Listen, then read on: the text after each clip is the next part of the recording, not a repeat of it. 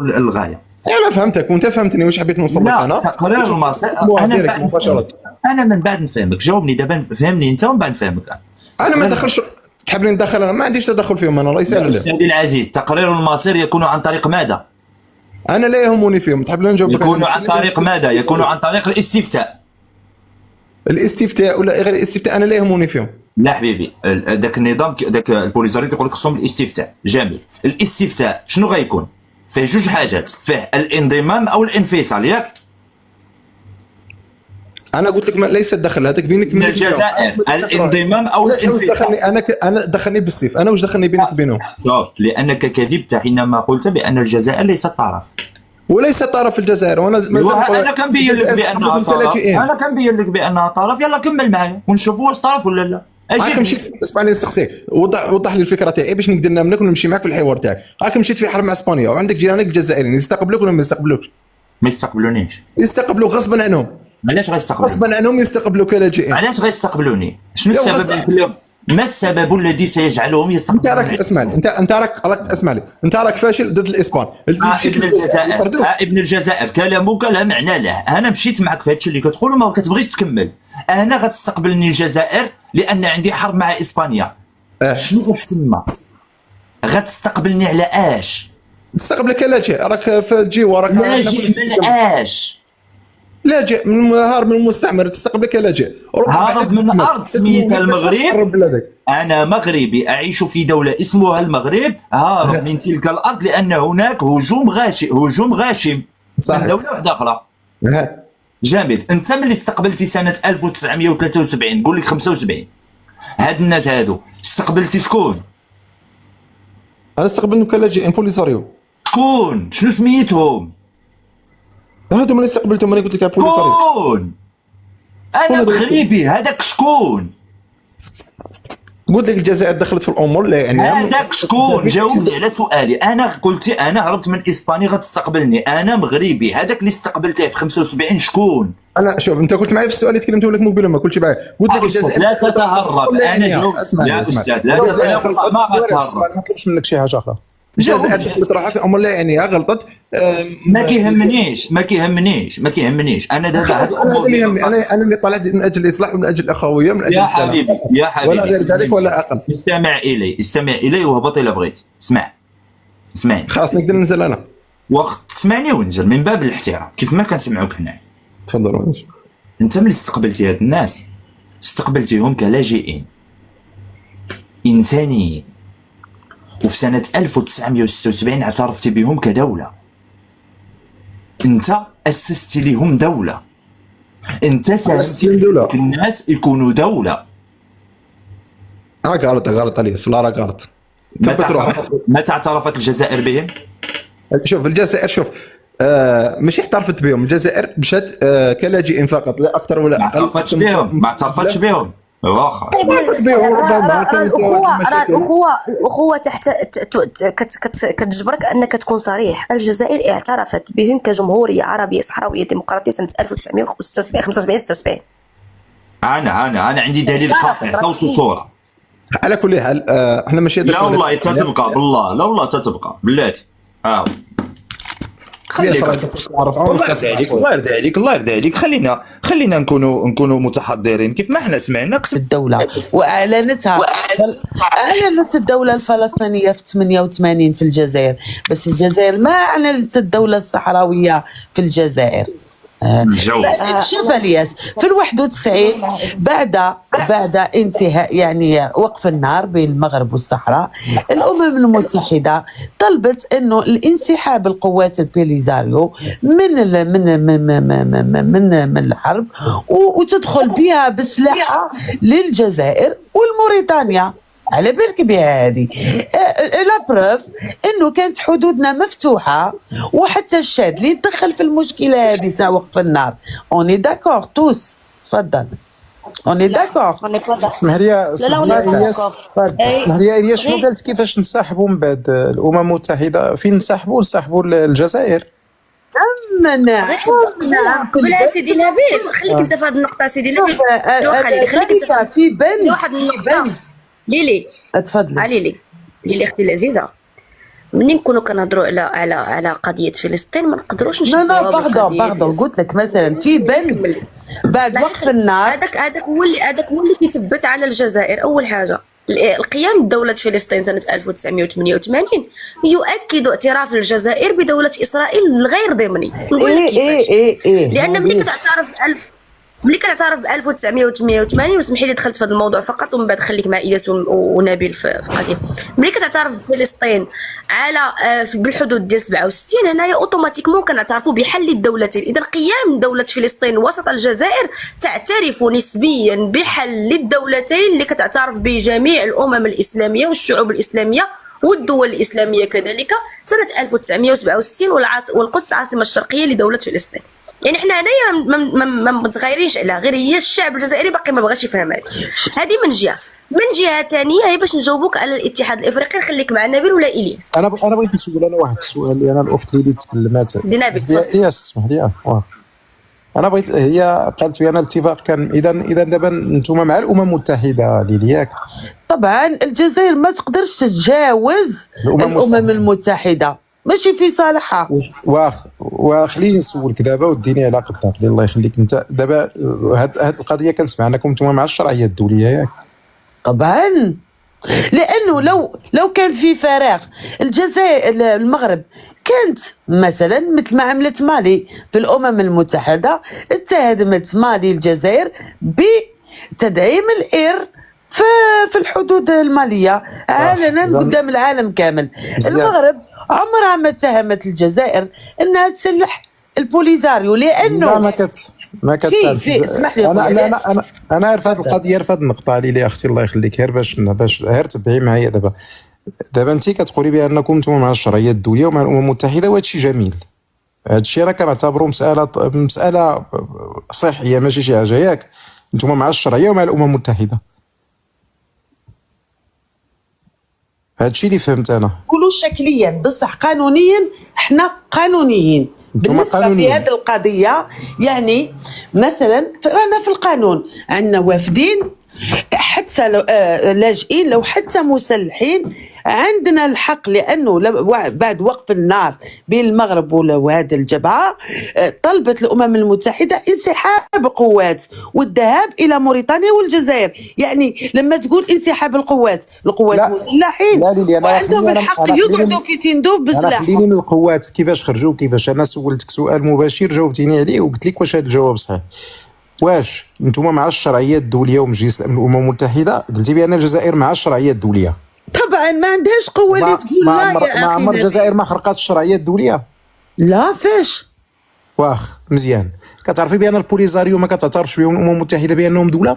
لا ما كتعرفوا بهم دوله ودايرين لهم رئيس ودايرين لهم وزراء. انتم تقصدوا الشرعيه الدوليه كيفاش ما تعترفش بهم وهي قالت لك انت في الايام الجايه راح تجلس مع البوليزاريو ماشي كدوله ماشي معترفه بهم. مزيان.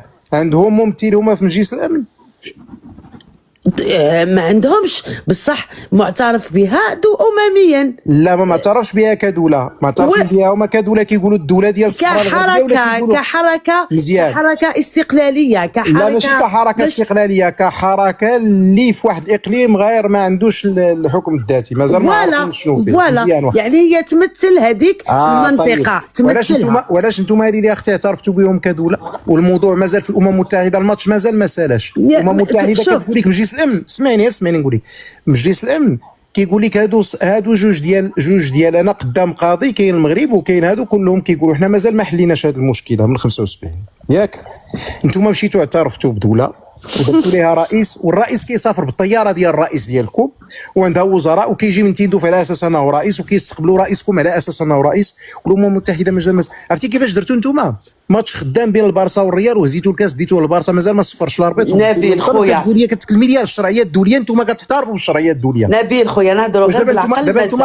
دابا انتم كتبغيو تحمقونا حنا ولا تسطيونا ولا شنو؟ اجي نقول لك نبيل قبل الاعترافات الدوليه كم دوله كانت معترفه بالجبهه هذه ولا بالصحراويه ولا لو ساحا اوكسيدونتال؟ كم دوله دابا اللي معترفه بهم دابا 27 دوله؟ نقص العدد. كانوا 84 كانت حتى اسبانيا فرنسا ما كانوش معترفين بهم دوله. ما كاينش اللي داير ليهم سفير ومسمي الرئيس كيستقبل. نهار السبليون استقبلات الرئيس ديالهم يتعالس هو ممثل الجبهه. سميني الله يخليك، سميني الله يخليك. نهار استقبلاتهم وهي ممثل، نهار استقبلاتهم اسبانيا استقبلات بالبطوش بجواز سفر جزائري مزور، وقعت الازمه مع المغرب، ما قدرش ما عندوش جواز سفر دبلوماسي ولا رئيس دوله. كان عندهم كيفاش حيسافر انا مزيان. ايوا هي اذا علاش نتوما راضينوا رئيس؟ اذا كيفاش يسافر؟ كاين شي رئيس ديال دوله ما كيقدرش يسافر، وثيقه جزائريه يسافر. كاين شي رئيس ديال دوله ما يقدرش يسافر، نتوما كتعتبروه رئيس دوله. ماشي دوله كيما فلسطين ما عندهمش انا راجلي كان، ولكن نتوما كتسميو السيد الرئيس وعنده الوزراء ديالو وعنده السفير. نبيل ما تعصبش الله يخليك، نحكيو بشويه. لا كنتعصب. الفلسطينيين ما عندهمش باسبور، انا راجلي كان خلينا من فلسطين الله يخليك، عنده وثيقه خلي الموضوع ديال فلسطين، وثيقه لبنانيه. خلي الموضوع ديال فلسطين. هما لاجئين في بيروت، وبيروت عطينهم باسبور وخليني من موضوع فلسطين ما تخلطيش. الجزائر عطيته وثيقه يسافر بها، ماشي باسبور جزائري او جنسيه. مزيان وي انا كنتفاهم معك، عطيه وثيقه. وعلاش كتعتبروا رئيس الا تعطيه وثيقه مزوره؟ راهو ممثل للجبهه يا نبيل. لا انتم كتسميوه الرئيس ماشي ممثل للجبهه. بالعاني بعد. ايوا بالعاني وهكاك مزيان. اذا انتم طاقبين الشرعيه الدوليه، انت قلتي بالعاني. انتم ما عندكمش علاقه بالشرعيه الدوليه، فما تكلميش على الشرعيه الدوليه. لا قدرت روح اشكي. انتم ما شرشمتوش الشرعيه الدوليه ليلي. واش فراسك يا روح اشكي بيا، راني قانونيه. شوف الجزائر كنهضر حتى انا قانونيه، وانا كنهضر انا كنقول شوف قانونيه 100%. كيفاش كنقول لك ليلي، كنقول لك شي مجلس الامن، شي في مجلس الامن فاش كتمشيو تكلموا بان ماشي طرف على عمر هلال وعمار بن جابر. لا مازال سمعي شي في مجلس الامن. انا نقول لك واحد القضيه ليلي.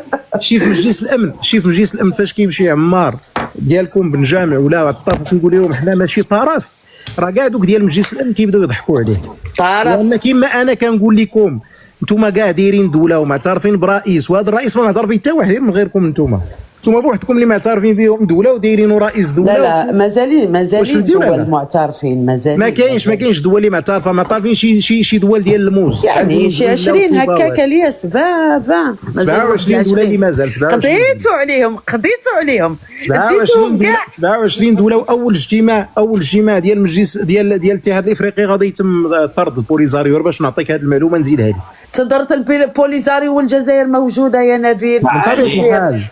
اشرح ليها نبيل، قول لي. انا نشرح لك علاش. واخ مزيان هذه القضيه ديال حيت نقول لك انا علاش تطرد. بعدا اول حاجه باش نقول لك لان الجزائر لا وزن لا هبه لا هذا، فما كاينش عندها شي وزن في الاتحاد الافريقي اول حاجه.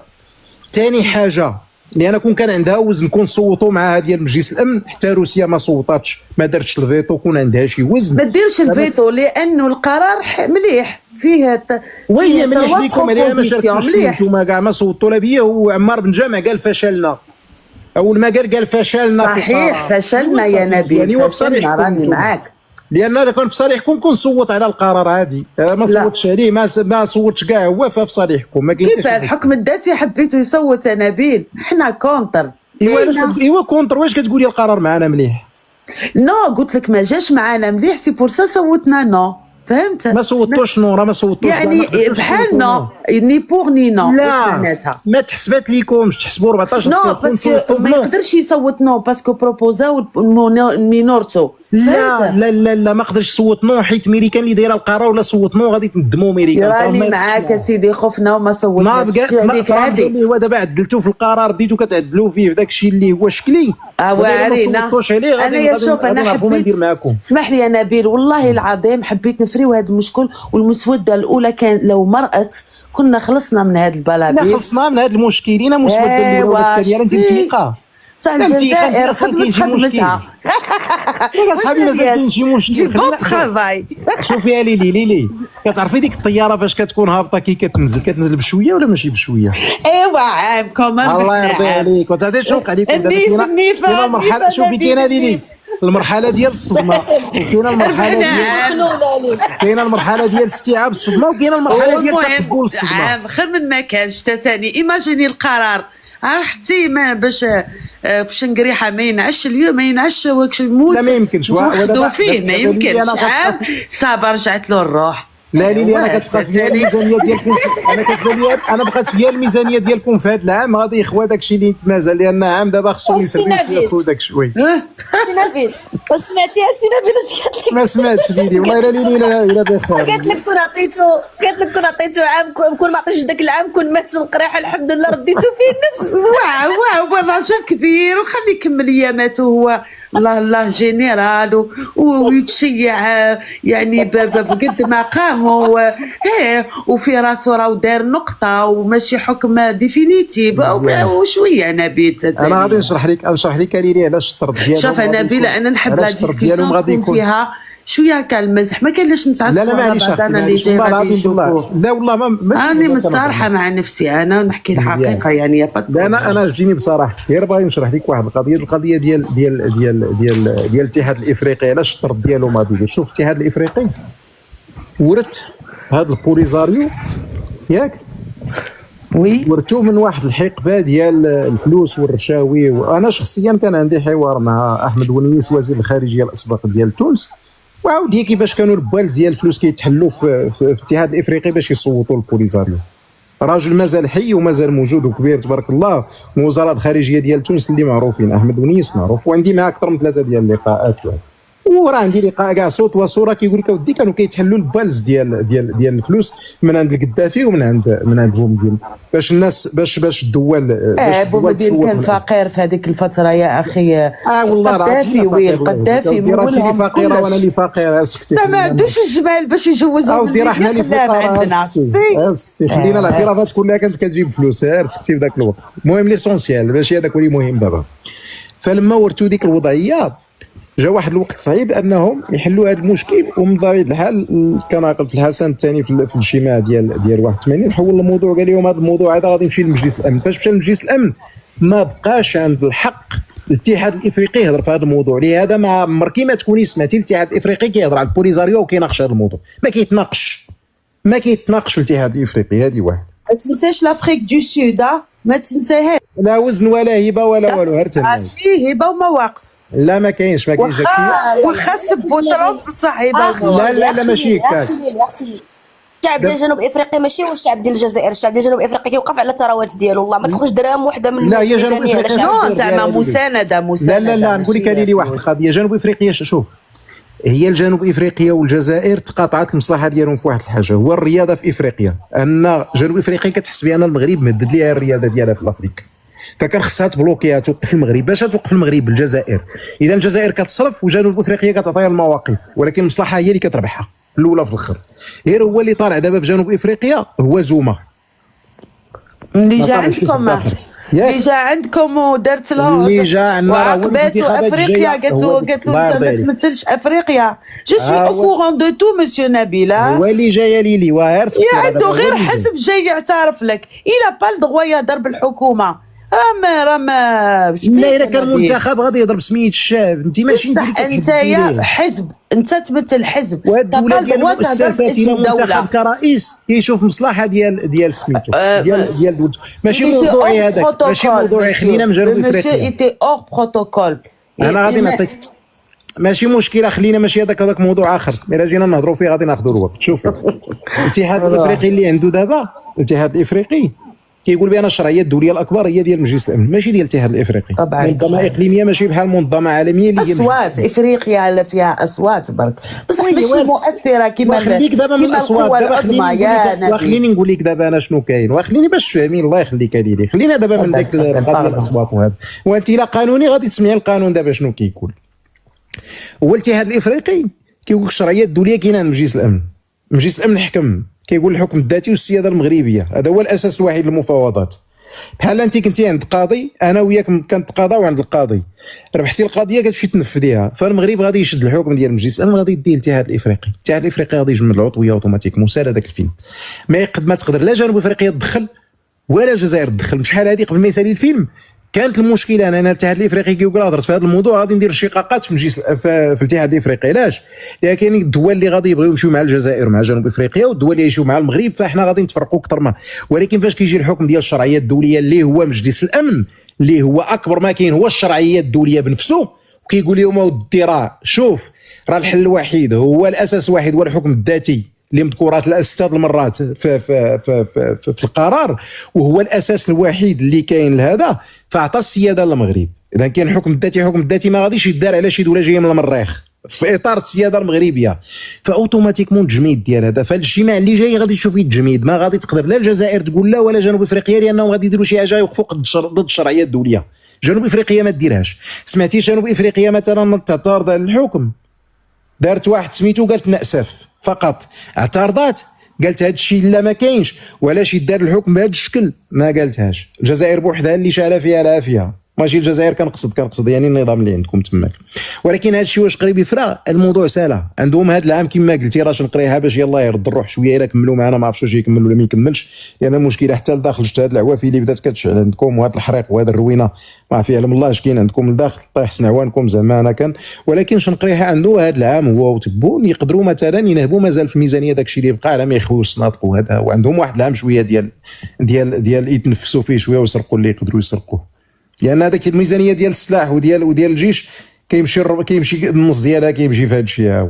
فمازال عندهم شويه عام اللي يقدروا يقولوا للناس عاوتاني راه مازال هذا الموضوع ما سالاش ومازال ما سالاش، وراه المغرب غير فاهم. واش كما قلت لك، شوف انتم دوزتوا المرحله ديال الصدمه، هو النهار القرار دابا انتم في مرحله استيعاب الصدمه، غادي تجي المرحله ديال التقبل ديال الصدمه، غادي المرحله ديال تقبل الصدمه ليلي من هنا واحد شهر ونص بحال هكايا يكون المرحله ديال تقبل الصدمه، ونتلاقاو ان شاء الله عند سي الياس. نبيل خويا واش من صدمه، انا غدوه الجزائريين غدوه الصحراء مغربيه والقرار نهائي، وحنايا زعما حنوضوا نديروا فوضى في الجزائر امبوسيبل. لا انا بيني وبينك ما نبغيكمش ديروا فوضى. نتاسف انا والله ما نبغيكم ديروا فوضى، قولي علاش. نتاسف يا نبيل، انا والله ما نبغيكم ديروا الفوضى. نبيل يا انا راه الياس نكمل لها هذا الجو. ليك انت خصك تعرف ليلي كيفاش كتهضر. ليلي كتهضر بالساركازم، هكا حاول تفهم. دابا فهمت. ليلي دايره المسدس الوجه ديالو هكا، لكن الرصاصه ديالو راجعه اللور. صافي فهمت. صالحه على هنا كي تكون حاجه حقيقه انا نقول لك واحد القضيه ليلي طريقه انا اقسم بالله والله العظيم الى من اشد المعجبين بالتبون وباش نقريها انا شتي، اقسم بالله كون يسمح لي في المغرب كون ندير ليه ان شاء الله شي مؤتمر ديال التكريم. حمسوها القضيه التصويره ديالو كبيره، والتصويره ديال شنقريها كبيره، وندير ليهم مهرجان تكريمي للخدمات اللي قدموا لنا. صراحه الاخوات هذوك اخر نظام نبغي، اخر نظام نبغي تشعل عنده العافيه ولا توقع عنده شي حاجه هو تبون. كندعمها ليل ونهار والله العظيم، الا كندعمها في صلاتي اكثر من اللي كندعمها. حماو الحاله، حماوها يعني. كانت هذه القضيه 50 سنه منسيه، يعني مرأت اللي زاد واللي ناض واللي كبر بصح ساعدوا. شوفي باش نكونوا صريحين، سياستهم ساعدت المغرب كثيرا جدا في ملف الصحراء. ماشي حماوها، حرقوها هما كاع. الملكه تبون غادي يتلاقى بماكرون في لافريك دي سود في الجيبه، غادي يقول له شتي درتيها بيا، علاش تعرف كنتي لاباس عليك معايا عايش منا تشوفي الحياه. هما حرقوها ماشي حماوها، حرقوها كاع. الياس والله العظيم خاينين. واحد الاخ كان معنا ناس سميتو فواز، ولكن هبط ما عرفتش فينا هو الشباب. اش كيقول؟ ليك ليلي شحال هبط في الجزائر؟ والله نهبط ديما، انا رايحه لو 24 ان شاء الله. ان شاء الله والله نحكي لكم الحقيقه، صدقوني هذا الرئيس في تغير جذري في الجزائر. وقت بوتفليقه اسمها كان الناس كل تسرق كما يقولوا البحبوحه، يعني صح الناس عندها الفلوس بزاف وتصرف الخير. دوكا كاين كونترول، كان دابا لانه في شفت تلاحظ انه حتى في الوزاره في تغيير. ليلي احنا ليلي احنا ما كنبغيو صراحه، احنا ما تنبغوش ندخلوا في ما هو داخلي. بس تسالني يا لياس. لا ملكه على خاطري هذا النظريه يعني انا كرايي يعني مختلفه، بغيت نسمع. نقدر نشوف الفرق. يعني شوفوا خاوتي، انا بكري كلش كنا امبورطاسيون الدقيق باش يسرقوا هذيك الشله باش تسرق وتفلومبي لي فاكتور انا سمعت ان دوكيومونتير فرونسي يقول انه كان يتعامل مع واحد جزائري من ليتا يشري من عنده ان برودوي، نقولوا لا فاكتور ب 100,000 يورو 200,000 يورو 100,000 يورو تروح لا سويس، وهنا لي سوسيتي يزاكسبت مادام سي ان مارشي، و 100,000 يورو يجيبوا فيها حاجه في الكونتونير حتى التراب، يعني التراب امبورتاوه. هذا مع هذا كي حبسوا لامبورتاسيون ايزون بوسي بور لو ميد الجيريان. صدقوني يا خاوتي بكري المايونيز جايه ليزور جايه من فرنسا كلش، دركا كي ندخل السوبرات كلش مايدين الجيري. سا ما في بليزير الياس والله. ليلي قولي لي انت قاريه القانون؟ نو بصح نفهم شويه. التخصص ديالك شنو هو بالضبط؟ نو انا لي لونغ. عرفتي انت هادشي اللي كديريه شنو كيتسمى؟ كيتسمى نظريه الصدمه. شنو هي نظريه الصدمه؟ هو انك كتبين بعد اول حاجه كتخلقي واحد الصدمه انت كتخلقيها، ومن بعد كتبيني بانك قادره انك تقاومي ديك الصدمه، قادره انك تقاوميها، ومن بعد كديري الكونكلوزيون كتجمعي داك الصدمه وكتعاودي تبنيها مره واحده اخرى. نفس الشيء اللي كديري، كتصوري من واحد الجانب على ان ملف الصحراء المغربيه والدبلوماسيه الجزائريه ما خسراتش، ولكن الجزائر كان عندها طرف. شوف سمعتي مازال ان القائم يا الياس واحد ما يكذبش، الجزائر تحارب مع الصحراء الاخر نفس. خليني نكمل الطرح ديالي. الجزائر كانت طرف، وفي نفس الوقت كتحاول ما امكن انك تنشر بعض المعلومات ولا بعض الافكار. دازت هو هذاك، ما دازتش حنا راشقين مع بعضياتنا ضحكا ناشطين. في نفس الوقت كتبيني بان لا المروك ربح كتبردي الطرح، وفي نفس الوقت كتبيني المميزات ديال النظام الجزائري وكتقارنيه مع النظام السابق. يعني بما معناه ان هذا النظام هذا ماشي هو المشكل في الاخفاق، مشكل في السياسه الخارجيه زيرو. ماشي المشكل باسكو السياسه الخارجيه ماشي المشكل في الرئيس، ماشي المشكل في النظام الجزائري اللي تبنى واحد القضيه فاشله، ماشي المشكل في النظام الجزائري اللي الدبلوماسيه ديالو صفر، ماشي المشكل في التوجه الجزائري الخارجي اللي كيفضل المصالح ديال قضيه ثانويه على المصالح ديال ولد بلادو. لا، المشكل في مجلس الامن وفي الامم المتحده، والمشكل في العالم. اما النظام الجزائري الحمد لله ولينا كنهبطوا نشريو كنلقاو ماطئين الجيري. فاهمه لي ليش انت شنو كديري؟ لا انا نهضر لك على الوضع الداخلي كيفاه راهو، بصح انا السياسه الخارجيه ما عجبتنيش لانه ما فيهاش الا تحوس على التطور والاقتصاد. لازم تخفف من هذا يعني نديرو في هذه الحاله هذه. il faut pas être dur, il faut être اوكي شنو خصنا نديرو في هذه الحاله هذه؟ هذه الحاله هذه خصنا نحيدوا تغيير النظام. دوخينيش ما مسلكاناش هذيك حنا مغاربه. نحيدوا وزير، اسمع نبيل، نحيدوا وزير الخارجيه ونجيبوا وزير الخارجيه واحد اخر ونبنيو عليه امال جديده معايا، ويبقى وزير الخارجيه ينفذ الاوامر تاع البريزيدون لا هو اللي شاف واش القريحه هو اللي غير في كل شيء. على فكره انا ابشرك خيرا، قريبا ان شاء الله غادي تسمعيه بانه غادر عطافه. ايه لا شي واحد كيسخن عادي والفنا. شي واحد كيسخن. شوف انا السياسه الخارجيه خلاتنا نفقدوا بزاف الدراهم. والله شوف، والله وبالله وتالله الى عنده ايام معدوده عطاف. تذكر كلامي. عارف ضروري خصو يتعلق.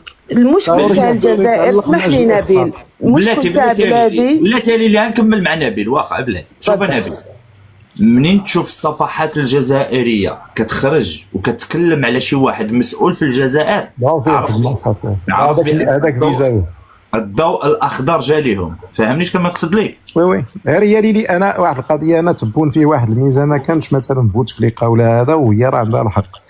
انا النهار شفتو ولا كيهضر على البصله والبطاطا وهذا عرفت بها ان راه الامور تغيرت. والله ما تضحك يا نبيل، شوف الفرق ماشي بيننا كنضحك والله الا كنقول لك انا الفرق. شوف يا نبيل، انتوما الملوك ولا الامراء ولا الشيوخ تاع الخليج عندهم بروتوكول تاع الكلام تاع الجلوس، يعني كلش محسوب يعني بالمليمتر هكا يترباو من الصغر. اما الرؤساء تاع الجمهوريين ماشي كيف هو انسان من الشعب يهدر، يعني يهدر يعني كما الشعب لانه من الشعب. فرق كبير بين الشيوخ والملوك. ولكن بيني وبينك ليلي الناس كتضحك يقول كيف رئيس يهضر على اللوبيا، يا مشكل في اللوبيا كيف يهضر عليها. ليلي بيني وبينك دابا الملفات اللي عند الرئيس ديال الدوله زعما تخلي ليه الوقت يهضر في البطاطا ويهضر في الثومه ويهضر داخلنا عليك بالله. مشكل تاع البطاطا غاليه يا نبيل. كان عنده واحد التصريح كان عنده يلاه ردوا غاليه. شوف نهضروا شويه في الاقتصاد الياس. باغ اكزومبل انا كونتر الدعم هو اللي حطم الجزائر. الدعم لازم ينحيو الدعم كامل. هذا هو نبيل تهضر مع نبيل انا مثلا الجزائر والتدعيم رانا احنا نحاو الدعم. انا نقول لك واحد القضيه، نوض فوضى في الجزائر بصح لازم نديروا هذا الحل. ما اختي غادي ماشي تنوض الفوضى في الجزائر، كوني متاكده بصح احنا واعيين. الشعب الجزائري صار واعي ولا يعرف انه المشكل تاع الجزائر هو التدعيم. المصاريف هذيك اللي ما عندها حتى معنى. لازم يجي رئيس يعني ماشي المعيشه تضرب لا المعيشه تضرب في 4 ولا في 5. واش كتصحابي مشكل كبير التدعيم؟ لا واش فيك رانا 70 مليار شوف المشكل فين داخليه. نص البي بي تاع الجزائر ديون داخليه يا نبيل. سي تري غاف، لازم تنقص. انا كنشوف تفضلي ليلي. انا كنشوف اختي العزيزه بان المشكل ديالكم نتوما ندير واحد الحساب ديما كنديرو انا، يشارك معايا السي نبيل وسيدي الياس. ديما كنديرو انا تنقول الجزائر، انا ديما كنرجع المشاكل الداخليه ديال الجزائر لانها قادره انها بالثروات اللي عطاها سيدي ربي قادره انها تنتج اكثر من هكا. باش نكونوا واقعيين، الجزائر اليوم عطاها الله سبحانه وتعالى شي حوايج، عطاها اراضي موروثه فيها من المعادن المنقبه والغير المنقبه الى يومنا هذا الشيء الكثير. سد المايكا حبوب الصحراء، برافو عليك. عطاها هذا الشيء الكثير ليلي. باش نكونوا صريحين خاصها تكون، انا مغربيه ولكن حنا كمغاربه ما كنحسدوش، كنحاولوا نعاندوا. ماذا بينا انه تكون عندنا واحد الدوله للجزائر بالقدره ديالها وبالثروات ديالها وبالمعادن المنقبه والغير المنقبه انها تكون عندها الرياده في شمال افريقيا بداكشي اللي عندها. فالخطا ديال الجزائر اللي دفع الثمن ديالو الشعب الجزائري داخليا وخارجيا هي تبني البوليساريو. نعطيك مثال، الجزائر ما تلاهاتش في العلاقات الخارجيه ديالها لان عندها مشكل ديال البوليساريو، كتقطع العلاقات ديالها على جال البوليساريو بلغتكم نتوما، كتسحب السفراء ديالها على حساب البوليساريو، كتقوم بافعال وردود افعال على حساب البوليساريو ماشي على حساب الشعب الجزائري. نعطيك مثال، ماكرون اللي خرج وسب وقذف الشعب الجزائري وقال لي لا وهي وانكم لم تكن لكم دوله وان فرنسا هي من اسستكم سنه 1962. ما خرج ولا بيان، ما تسحب ولا سفير، ما تجمدت ولا علاقه، ما تقطعت ولا علاقه. نهار اعترف ماكرون مغربيه الصحراء وانه مع الحكم بدات تحت السياده المغربيه، عرفتي شنو طرا؟ هذه من جهه اخرى الشعب الجزائري كانوا عندكم مصانع اسبانيه كتخدم يد عامله جزائريه داخليا. تجمدت العلاقه، تجمدت حسن الصداقه والجوار، معاهده حسن الصداقه والجوار، سدوا بعض المصانع عندكم اللي دفعوا الثمن ديالها عائلات جزائريه جراء الاعتراف بالحكم تحت السياده المغربيه من طرف اسبانيا. البنج، ماده البنج كانت الجزائري كيدخل باش يحيد الدرسه ديالو، خاصو البنج عادي جدا، ماده المخدر، ابسط الحوايج هي الدرسه. ولاو عندكم طوابير والناس كتحيد الدرسه بالآلام ديالها على قبل البوليساريو 3 أشهر. مسح الديون الافريقيه، ملي كنقول مسح الديون الافريقيه وهادشي خرج من عندكم، مسح الديون الافريقيه على قبل من؟ على قبل شكون ليلي؟ والله انا سيبات اي دقيقه ليلي نكمل ليلي نكمل هذه مسح الديون. انا كنقول لك الجزائر كالجزائر بالنظام ديالها منذ سنه 1962 الى اليوم، انا ما كنقولش بان الثمن كيدفعوا تبون بوحديته، لا، الثمن كيدفعوا من اليوم تبنيتوا هذه القضيه. فوالا يعني تبون اخر واحد اللي ممكن انه ملي جا ممكن انه في قرارات الشخصيه ديالو الداخليه كيقول بانه انا كون جيت لقيت هادو ما كاينش كون درت اكثر. شكون صريحين؟ سي فغي نقدروا نقولوا بان تبون مع الشعب الجزائري وانه طيب، ولكن ما عنده ما يدير، جا لقى داكشي متغلغل في نظام تجدر سنه 1962. هذه كلها حاجه. انا نمشي معاك في مثال صغير. انا مثلا كنقول انا والياس وسمعني مزيان سيدي نبيل هادي، عرفتي كنبقى نفكر فيها كيضرني راسي. كنقول لو كان دابا مثلا نحسبوا عندهم غير 100,000 واحد مثلا في المخيمات ديال البوليزار، غير 100,000 في الرابوني والحمادات، غير 100,000 واحد. حنا سيدي كنعطيوهم غير درهم وحده في النهار، نحسبوا لهم غير درهم. شحال جات في الشهر؟ 100,000 درهم يا في النهار، 100,000 درهم. شحال جات في الشهر؟ حسبوا لي شحال جات في الشهر. على الملكه ديروا لي 100,000 درهم في 30. 100,000 درهم في 30 3 مليون. 3 مليون ديال الدرهم. نعم. ضربها لي في 50 سنه. ما كتحسبهاش الماكينه ديال الحساب. شوفي شي حاجه. تخيلي معايا اختي ليلي، هاد الفلوس اللي خسرته لمده 50 سنه كنت خسرت في الداخل الجزائري مثلا. كون راكم كتنقبوا ريوسكم واستعملتوا اليد العامله الجزائريه اللي كتحرق على برا، واستقطبتوا حتى الجيران ديالكم يخدموا اليوم. حنا يكون كيقرا عندنا الماستر يقول لك فين باغي تمشي، بغيت ندخل للجزائر نخدم ندبر على راسي. كيف ما كيمشيو عندنا صحاب الجليج وصحاب الصباغه وصحاب القابس وداكشي كامل، تلقاي واحد قاري هجره الادمغه ديالنا عوض ما تمشي لكندا تمشي عند الجاره الجزائر. حنا هادشي لا يعيبنا فيه شيء. على فكره حنا كنا كنتمناو دوله جارتنا تكون بهذا الكفء هادي، ما عندناش مشكل، لان جوج ديال القوى متساويه في شمال افريقيا واليد مع اليد كتخلق لنا خامس اقتصاد دولي، كتلحم لنا الشعوب وكتوحد لنا المنطقه. عوض لي ما مشيت تخدم في فرنسا، وعوض خويا يمشي يخدم في اسبانيا، واختي وحده اخرى تمشي تخدم طبيبه في كندا، لا غنخدموا في بلادنا وغنجيبوا الناس هما يخدموا عندنا. غنكونوا ضربنا عصفورين بحجر واحد، جبنا ولاد بلادنا معانا وجبنا البراني يخدم علينا، اي او ميم طون دفعنا الثمن للمستعمرين القديمين اللي هي اسبانيا وفرنسا بالتحديد، وخلينا الاتحاد الاوروبي يركع امام ماذا؟ المغرب الكبير. على سيدنا كيخرج وكيقول واحد الكلمه تقول ما بين الشعب المغربي وما بين الشعب الجزائري هناك ماذا؟ كائن غريب فقط. ما هو الكائن الغريب؟ هو اختي ضربي دوره غتلقاي عليه يدك اليمين رايح داك طالع، شتي داك الحساب كله اللي شرويت طالع شي هاد الملكه داك الحساب اللي حسبتي كله ياك بلاتي حبوب بلاتي تفضل السي نبيل تفضل. هذاك الحساب كاع اللي حسبتي لاله الملكه، وزيدي عليه عاد زيدي عليه دوك الميزانيات ديال التسليح. وي تمام. وريالي كل سنه ميزانيه ديال التسليح بالملاير تخيليها، كانوا يبنيو ليك بلاد اخرى، كانوا يعمروا ليك الشرق والجنوب. دابا المشكله ماشي داروها لراسهم، عكلونا حتى حنا، لان حنا ولينا داخلين في داك الصراع ديال التسليح وتعكلات لينا التنميه في بلادنا. على مدى انا كون ما كانش هذا المشكل فين كان المغرب قلتها لواحد دابا خويا نبيل والله الا قلتها لي. لا واحد القضيه دابا باش تعرف، دابا حنا مثلا خدامين على داك المشروع ديال الانبوب الغاز النيجيريات، وقبل منه غادي يوصل ديال الغاز ديال موريتانيا وديال السنغال.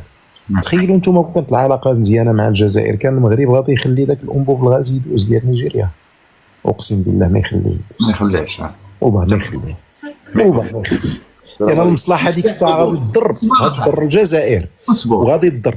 تصور الدوله النظام اللي كيدخل في هذا مع 37 مليون مغربي ومع دوله بحجم المغرب، التاثير ديالها وبالعلاقات ديالها اللي قادره تفيدو بزاف، ويوقف العجله ديال التنميه في المغرب الكبير اللي هو تقريبا اكثر من 100 مليون ديال البشر. وكان هذا الاتحاد كان غادي يوفر بزاف، عرفتي بشحال 2 ديال المليار سنويا اللي كتضيع على اي عام ما فيش هذا الاتحاد خدام. ما كناش غادي نضطروا حنا، كانت مثلا الطاقه عندنا غادي تنقص لان الفاتوره الطاقيه نقاس، وهما دوك المشاكل كاع اللي عندهم ديال المواد الغذائيه اللي كتمشي لاوروبا، اللي معيشه اوروبا دابا كانت غادي تدخل عندهم. كانت واحد النوع ديال التنميه اللي غادي يكون في المنطقه ما يتخيلهاش الانسان. كنا ما غاديش نحتاجوا كاع دابا حنا هذا حتى الاتحاد الاوروبي لما كيهضر معاك فوق ديال التكتلات ما غاديش يدير معاك حتى اتفاق ديال الصيد البحري بثمن ويمشي عند الجزائر ولا تونس وتنقص ليه الثمن. الا انت كتبيع ليه ب 80 خصهم ما يبيعوا ليه ب 70 باش يطيحوا لك السوق. لا، كيتكلم معاكم ككتله وكيخدم معاكم ككتله، وداك الشيء كله كانت الملايير سي الياس اللي غادي تماما. انت خليك واحد النقطه مهمه خويا نبيل، الله يجازيك بخير. تفضل. ليلي معايا؟ يعني 50 سنة من الدعم المتواصل، النتيجة ديالها أنت غتشوفيها دابا في الكاست، هو أن الشعب الجزائري خصو يعرف الدولة ديالو 50 سنة شنو هو الاتجاه اللي كانت غادا فيه. لأنه حقيقة الشعب الجزائري اليوم واحد الغالبية العظمى فيهم ما كيعرفوش شكون هما البوليزاريو والقضية ديالهم شنو هي. خليك معايا ليلي باش تعرفي بحالك بحال الشعب الجزائري 50 سنة وانتم غادين من وراء اش. حبوب حل المايك. اسمي حبوب، انا ماني حبوبي. حبوب انا حشمت نعيط لك حبوب. حنا عندنا حبوب ماشي مزيان هنا في المغرب، ماشي مشكل. قول لي يا حبوب. بصح حنا عندنا في الصحراء مزيان حبوب. صافي حبيبي حبوب ماشي مشكل. قول لي حبوب، انت عندك قضية سميتها الصحراء الغربية ياك؟ انا عندي الليله عدتوا لي تكلموا نقاش حوار جميل وكلها عنده وقته. نتفضل عدتوا لي دير المايك. كلها عنده وقت. شوف غادي نعطيوك دابا وقت، نبغيك دابا تحسب راسك بحال واقف في شي منبر اعلامي وكتعاود لهاد الجزائريين التاريخ ديال البلاد ديالك. عاود ليهم يسمعوك.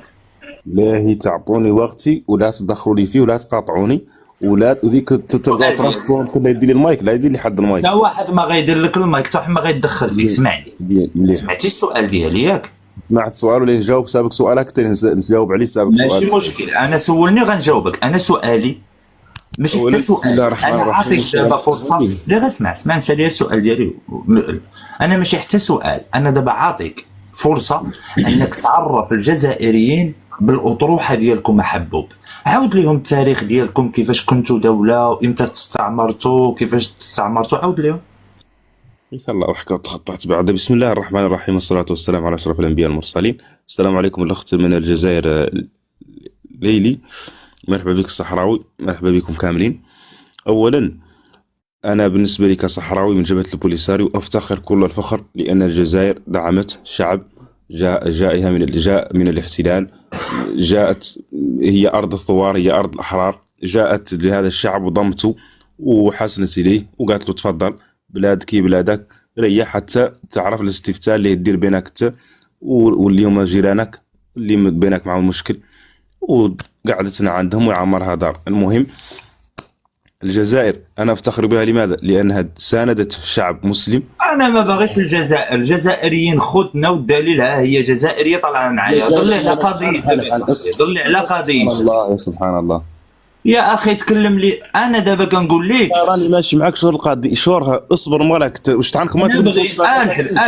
اشرف انا ما باغيش تضل على الجزائر. هاد الجزائر اللي كتهضر عليها مانيش هذا. يا اسمعني فقط، اسمعني باش تفهم. هذه اللي كتهضر معاها الجزائريه اللي كتهضر معاها، انا جدي حارب مع جدها باش ما سولتك عن جدك. ما تبقاش تريقل. انا جاوبنا سؤال مباشر.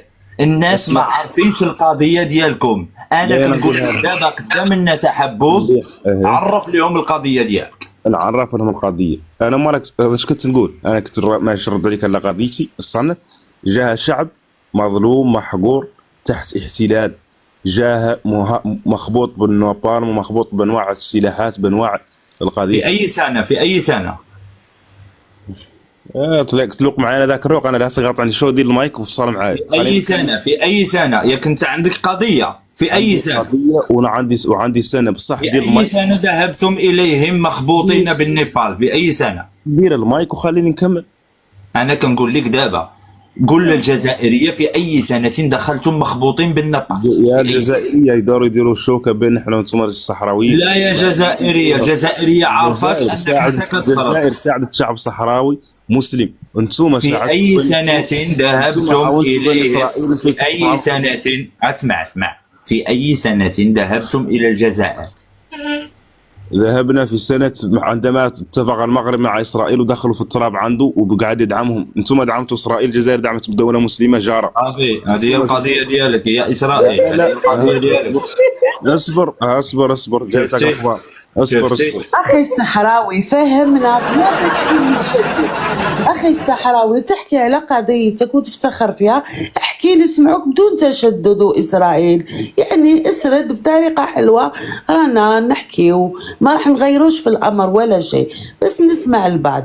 والله ما عنده قضيه. شوف والله وبالله يا الياس كل واحد يؤمن بشغله. كاين كل واحد باش يؤمن بحاجه ما تقدرش تقول له واخا قل له يقول له تقول له لا هو مؤمن انه الارض ارضه وانت تقول له لا خليه يهضر. انا غنوريك ارضه، انا غنوريها لك، انا غنوريك 50 سنه ديال الدعم على من مشات. كون هي قريتوهم كون شويه خليك حبوب. قول لهم في اي سنه دخلتم الى الجزائر مطرودين بالنابال؟ 1975 يا الياس. ونثبت لك دابا وثيقه امميه كتقول ان المخيمات تبناو في 1973 الكذاب من الامم المتحده. الى جات خارقه منعنا ذاك التاريخ. انا ما قريت، انا جاي من فهمني كيفاش ضربناكم حنا بالنابال في 75. كيفاش ضربناكم حنا بالنابال في 75 والجزائر بنات لكم المخيمات في 73. شكون نتوما؟ يا قلتي المغرب ضربكم بالنابال. المغرب ضرب بالنابال واش من سنه 75؟ نجيب لك الدليل ونجيب لك فيديوهات بالدليل. اش من سنه ضربناكم بالنابال؟ 75. انت كنت تجي مقدم لنا الدليل. انا شوف انا ما عندك ما تهرب مني حبيبي، انا جاوبني. ماني هارب انت هو اللي تخبز وتهرب. سنه خليك معايا في السنه، ركز معايا في السنه. سمعني انا بغيت نجاوب الاخت على 50 سنه قلت لا ما تجاوبش الاخت، جاوب الاخ سؤالك حبوب. انا عيني عليك انت الكذبه الاولى بان فيها. خليك ميوت واحد دقيقه نتاكدوا مليلي لين تاكدتي منه كذاب ولا نعطيك اختيار ثاني. على واش على 73 ولا 75؟ هو قال 75. دابا نبينوا، دابا نشوفوا شكون فينا اللي كذاب انا ولا هو. صحيح اخي الصحراوي المخيمات كانوا في الجزائر في 73 او لا؟ هذه معلومه بدي اتاكد منها. والله ما يعرف يا الياس. لا تسكت عنا فمك ولا تخلينا نرد والله مانك ساكت. انا نعصيك، انا نبينك قدام خوتك الجزائريين انك ضعيف الحجه والتاريخ والهويه. تبين لنا انك باقي قدام خوتك الجزائريين. احنا والجزائر انا نبينك قدام خوتك الجزائريين على ان 50 سنه من التعب ذهبت اضراج الرياح. لا ابدا ونفتخر بدعم الجزائر للشعب. شوف خويا الصحراوي، اسمعني خويا، اسمع الكلام اللي عجبك، من عند بنت عمك. اسمع من عند الرقيبيه بنت عمك. اسمع خلاص طيروا باقي اسمعني والله بنت عمك بزاف عليك. انا بنت عمك ابراهيم غالي باش الشيف عليك. انا صحراوي بذاك الرق وانت شبه بذاك الرق. بلاتي ردت لك سويفي بالغلط المسخوط. بلاتي نحيد لك سويفي بعدا. بلاتي الكارثه بلاتي. الوغ اسمعني، شوف ابن عمي نقول لك واحد جوج كلمات. قول ليلي قول لها شكرا على الدعم وشكرا لكم زايدين. وليلي بقى يا اختي تدعمي فيهم، الله يرضي عليك، يدك منك ولو تكون مجدامه. تعب على حق وانتم تدعموا الشعوب. حس لا الكابطه شيت باش يزيدوا يدعموك. شيت كيف زيد شيت لها باش يزيدوا يدعموك. هذا انا ننطق بالحق. انا ننطق بكلمه الشعب الجزائري والدوله الجزائريه. عادي اسمعني يا حبوب، اسمعني. خلينا من التاريخ. انا عارف انت التاريخ ما عندكش فيه. واحد الدقيقه خويا نبيل، الملكه واحد الكلمه، الملكه عطاك الملكه انتم كصحراويين يعني لا تالي لو حتى ليلي واحد تدعمكم ليلي واحد دقيقه ليلي نعطيك الجزائر بهذه الملكة. اذا كانت قضيتك عادله ما تبداش ليلي الجزائر ولا غير. واحد تفضل. ليلي واحد غنسمعوك. زعما نبيل انا لا الملكه شوفي راه عنده الحق في هذيك القضيه اللي قال لك ماشي ولد عمك، راه يقدر يكون هو من دوك ديال مالي ولا النيجر. اي ولكن بن عم، ولكن ابراهيم غالي راه بن عم. ابراهيم غالي ماشي هو ما تعرفيش منين جا داكشي علاش. اشتو عنكم ماكم منصفين، يا اشتو بناتي صحراوي والله انت غتهضر، انا صافي ساليت. تهضروا وديروا لنا حنا الميوت. انا صافي ساليت، انا صافي ساليت. كانكم على حق وبعيد فيكم الحق ولا تعرفوا الحق. يا غا استمع الي، استمع. كالمي. اسمح لي، انا سولتك في التاريخ وانت ما عندكش مع التاريخ. انا غنسولك في الحاضر. حبوه. انا غنسولك في الحاضر. شحال عدد اللاجئين في مخيمات تندوف؟ شحال العدد ديالكم؟ وعلاه نعطي لك شكون انت راك الامم المتحده نعطيك انا عددنا. ايوا ها انت ياك نتوما لاجئين ولا ماشي لاجئين؟ لاجئين شحال حنا انتم المغاربه تعرفوا اللاجئين. انا غنشرح لك السؤال. ليلي حل المايك. ليلي نسمع فيك فازي. كم عدد نسمة الجزائر؟ 46 مليون. صافي خليك معايا. نبيل كم عدد نسمة المغرب؟ فوق 37. بلاتي واحد دقيقة. الو شنغهاي كم عدد سكان الصين؟ شكرا. العالم عارف عدد النسمة ديالو. انت اللي كتقول عندك دولة وعندكم شعب، شحال العدد ديالكم؟ انتم تعرفوا لا جوجل وابحث عنه في جوجل. نحن ما عاطين عددنا باسكو نحن لا تاريخ تحت احتلال، ما عاطين عددنا. جميل. لا تاريخ، حتى واحد ما كيعرف العدد ديالكم. بطولاتنا بتاريخنا وبطولاتنا. لا احد كيعرف العدد ديالكم لسبب واحد، لان الجينات ديالكم متعدده، انتم مخلطين. هذا هو اسرائيل كيفكم انتم، نحن لا مسلمين مع كامل احتراماتي انتم ما عندكمش واحد العدد ديال النسمه معين، لان جيناتكم مختلطه. باش غيعرفوا اللي من مالي، من اللي من تركيا، من اللي من افغانستان، من اللي من كوالالمبور. ما عندكم هويه المخزنيه. دعاياتكم هذه لذلك يا صديقي العزيز، صافي انا ساليت. نخليك مع الاخوان، نخليك مع الملكه ولا شوف. انا عندي لك انا نخليه مع صحراوي، خليك مع صحراوي. شوف اسمعني.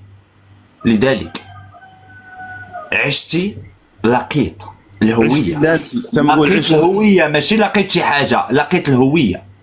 مليكم وتعيش اليوم. اسمع الملك لا بوه راه معاك جزائريه، راه غتحبس عليك يا صاحبي، راه معاك جزائريه. خليك محترم صاحبي، راه غتنقص منك. صحراوي ماشي كنا نعرفكم متثقفين وكلامكم جميل والله نستمتع. انا بعدا ما قلت والو. عمري ما شفت صحراوي يعني يعني خليك موضوعي. ليلي انا اقول لقيت الهويه. ما معنى لقيت الهويه؟ هو الانسان اللي ما عندوش واحد الهويه، عنده الاب وعنده الام ولكن هويته ما عرفهاش، ما كايناش. هاد الناس هادو عاشوا لقيطي الهويه، اليوم يعيشون تائهي العالم. علاش؟ لأنه علاه ما عندهمش هويه يا الياسم؟ يقولوا حنا صحراويين ولاد الصحراء. يكفي. الصحراوي ليست انا من الصحراء، لو حتى تعتيدوا ليست هويه. اسمعني، هويتي صحراوي بتكفي يا أستاذة. الهوية ليست المنطقة، الهوية هي الجنسية. الجنسية. الياس نعم سيدي. دابا كاين حتى الشعب البحراوي والشعب النهري والشعب الجبلي وما غاديش نساليو، لكن هو السؤال غير واحد الكلمة. نبيل انا ساليت، نبيل والله الا ساليت، بغيت نقول واحد الكلمة. شوف تفضل. اذا هضرت لك على الماضي وعلى الحاضر، دابا غنقول لك المستقبل عندكم وحده من الزوج.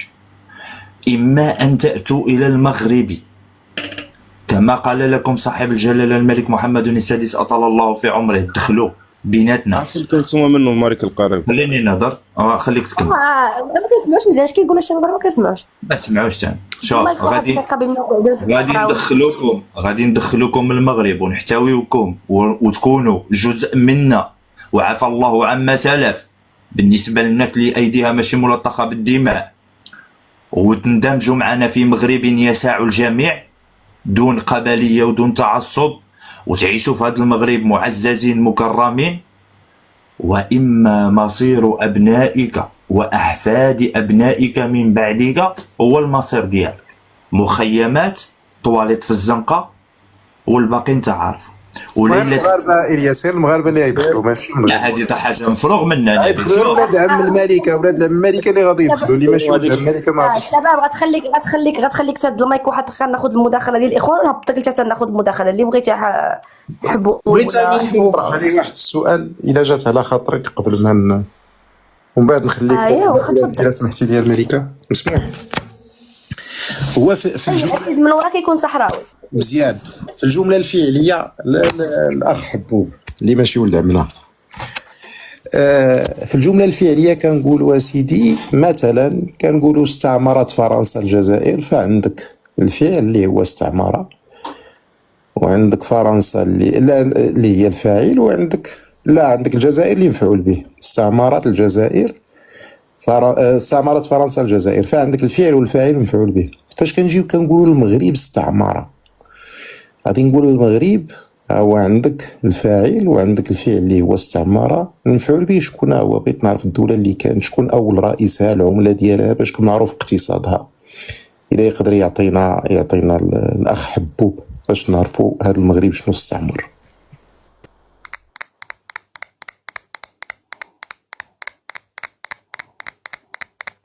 واش كان يقول؟ والله